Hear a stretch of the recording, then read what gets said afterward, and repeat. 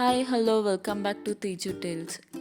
ఏ సీజన్లో అయినా జస్ట్ ఒక సింపుల్ స్నాక్స్ కావాలనిపించినప్పుడు మనందరి ఫేవరెట్ ఫుడ్ వేడి వేడి క్రిస్పీగా ఉండే మిర్చి బజ్జీ. సో మనం ఈరోజు చాలా ఈజీగా టేస్టీగా ఆ మిర్చి బజ్జీ ఎలా చేయాలో చూపిస్తారండి. కొంచెం శనగపిండి,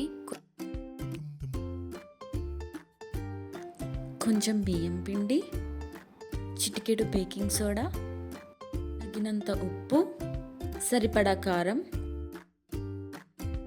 కొంచెం నీళ్ళు వేసి ఉండలు లేకుండా బాగా కలుపుకోవాలి. ఇప్పుడు మిర్చి తీసుకొని మధ్యలోకి ఈ విధంగా కట్ చేసుకోవాలి. దాని లోపల ఉండే సీడ్స్ అన్ని తీసేసుకోవాలి.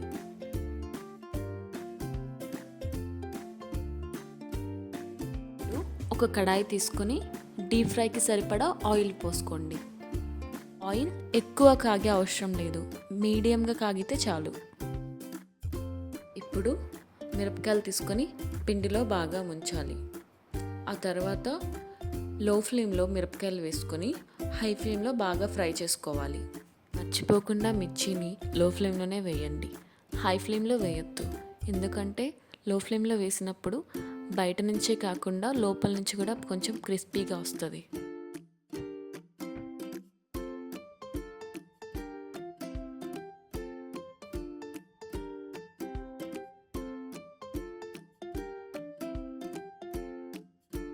అంతేనండి, చూసారా ఎంత సింపులో? వేడి వేడి మిర్చి బజ్జీ రెడీ. చాలామంది ఈ మిర్చి బజ్జీని చట్నీతో తింటారు. నన్ను అడిగితే కట్ చేసుకున్న ఉల్లిపాయలు, వేయించిన పల్లీలు బజ్జీలో స్టఫ్ చేసి తింటేనే దాని అసలు టేస్ట్ అండ్ ఫ్లేవర్.